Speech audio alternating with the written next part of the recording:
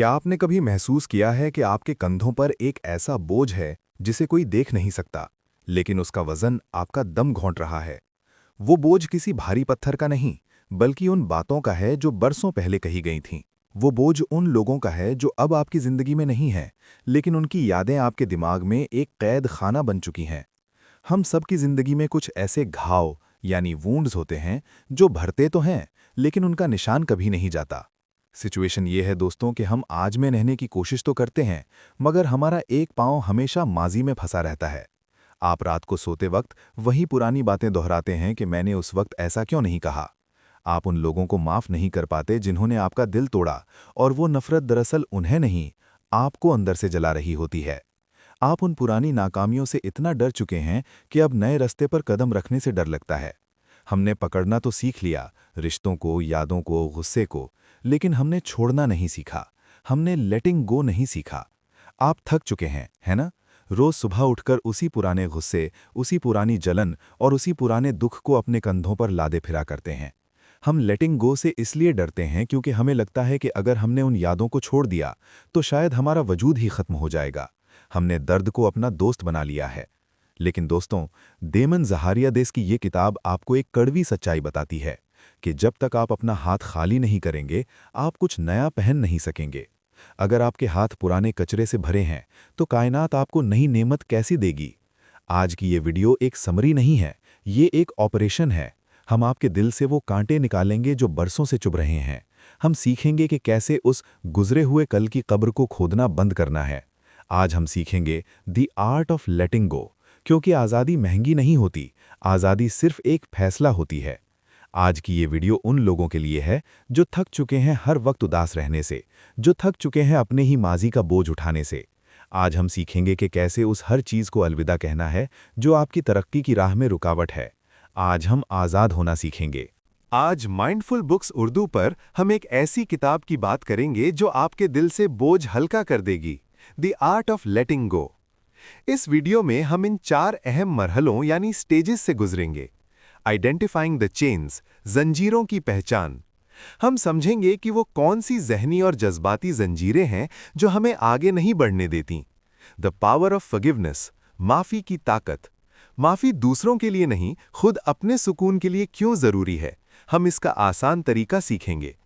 Overcoming the fear of future, मुस्तकबिल का डर। कैसे हम कंट्रोल करने की आदत को छोड़कर जिंदगी के बहाव यानी फ्लो के साथ चलना सीख सकते हैं। Practical strategies for piece.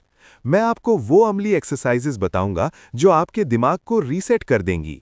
और आखिर में मैं आपको एक ऐसा इमोशनल डिटॉक्स चैलेंज दूंगा जो सिर्फ 7 दिनों में आपके चेहरे पर वो मुस्कुराहट वापस ले आएगा जो बरसों पहले कहीं खो गई थी।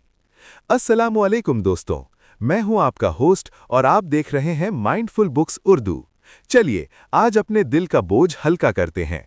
दोस्तों, लेटिंग गो का सफ़र तब तक शुरू नहीं होता जब तक आप ये ना जान लें कि आप बंधे कहाँ से हैं। हमारी अक्सर जंजीरें लोहे की नहीं होती, वो एहसास गुनाह यानी गिल्ट और अधूरी ख्वाहिशों की होती हैं। हमने अपने दिमाग में एक ऐसी फाइल खोली हुई है जो कभी बंद नहीं होती। तसव्वुर करें एक ऐसे मुसाफिर का जो एक पहाड़ चढ़ना चाहता है, लेकिन उसने अपने बैग में वो पुराने पत्थर भरे हुए हैं जो उसे रास्ते में मिले थे। वो पत्थर दरअसल वो लोग हैं जिन्होंने आपको नीच दिखाया, वो मौके हैं जो आपने गंवा दिए। जब तक आप इस बैग को खोलकर ये नहीं देखेंगे कि कौन सा पत्थर आपको थका रहा है, तब तक आप बुलंदी तक नहीं पहुंच सकते। पहचान करें उन ख्यालात की जो आपको रात को सोने नहीं देते, वही आपकी असली जंजीरें हैं। 2. द पावर ऑफ फॉरगिवनेस, माफ़ी की ताकत। हम माफ़ी को हमेशा गलत समझते हैं। हम सोचते हैं कि किसी को माफ़ करने का मतलब है उनके गलत काम को सही मान लेना। लेकिन देमन ज़ाहरियादेस कहते हैं कि माफ़ी दरअसल उस मुजरिम को आज़ाद करना नहीं है, बल्कि उस कैद खाना को हमेशा के लिए बंद करना है जिसमें आप उस मुजरिम के साथ खुद भी कैद हैं। जब आप किसी से नफरत करते हैं तो आप दरअसल उन्हें अपने दिमाग में फ्री रेंट पर रहने की इजाज़त देते हैं। वो शख्स तो अपनी ज़िंदगी जी रहा है, लेकिन आपका सुकून तबाह हो रहा है। माफ़ी का मतलब ये है कि जो हुआ वो बुरा था, लेकिन अब मैं उस दुख को मज़ीद अपने साथ नहीं चलने दूंगा। माफ़ी एक तोहफ़ा है जो आप किसी और को नहीं, बल्कि खुद अपने दिल को देते हैं ताकि वो दोबारा धड़कना सीख सके। 3. Overcoming the fear of future, मुस्तकबिल का डर। हम माजी में इसलिए फंसे रहते हैं क्योंकि हमें आगे अंधेरा नजर आता है। हम हर चीज को कंट्रोल करना चाहते हैं। हम चाहते हैं कि जिंदगी हमारे मुताबिक चले, हमारे प्लान्स फेल ना हों, कोई हमें छोड़ कर ना जाए। लेकिन ये कंट्रोल करने की चाह ही दरअसल हमारे डर की बुनियाद है। जिंदगी एक दरिया की तरह है। अगर आप दरिया की लहरों के खिलाफ तैरने की कोशिश करेंगे तो आप थक कर डूब जाएंगे। लेकिन अगर आप लेट गो कर दें और सिर्फ पानी के बहाव पर भरोसा करें तो वही पानी आपको किनारे तक ले जाएगा।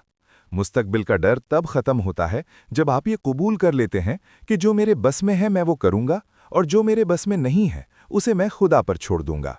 4. प्रैक्टिकल स्ट्रैटेजीज फॉर पीस, सुकून की अमली तदबीर। अब वक्त है अपने दिमाग को रीसेट करने का। इसके लिए डेमन एक बहुत आसान एक्सरसाइज बताते हैं, द विजुअलाइजेशन ऑफ रिलीज। रात को सोते वक्त अपनी आंखें बंद करें और उस शख्स या उस हादसे का तसव्वुर करें जो आपको तकलीफ देता है। देखें कि वो चीज एक गुब्बारे या बलून में बंद है। अब अपने दिमाग में उस गुब्बारे का धागा छोड़ दें और देखें कि वो आसमान की गहराइयों में गुम होता जा रहा है। इसके साथ ही जर्नलिंग शुरू करें। वो सब कुछ एक कागज पर लिख दें जो आपके दिल में जहर बनकर भरा है, और फिर उस कागज को जला दें। ये सिर्फ एक कागज नहीं जल रहा, ये आपके दिमाग से वो बोझ जल रहा है जो बरसों से आपका पीछा कर रहा था। सुकून महंगा नहीं है, सुकून सिर्फ पुरानी चीजों को रास्ता देने का नाम है। प्रैक्टिकल लेसन्स, सुकून की अमली राह। दोस्तों, लेटिंग गो कोई एक दिन का काम नहीं, ये रोजाना की प्रैक्टिस है। इन 3 अमली सबकों को अपने दिल पर लिख लें। Lesson 1, the 90 seconds rule. जब भी कोई पुरानी तल्ख याद या गुस्सा आए तो सिर्फ 90 सेकंड्स के लिए उसे महसूस करें। साइंस कहती है कि जज्बात की केमिकल वेव सिर्फ 90 सेकंड्स की होती है। उसके बाद हम खुद उसे सोचकर जिंदा रखते हैं। 90 सेकंड्स बाद लंबा सांस लें और उसे जाने दें। Lesson 2, stop telling the same story.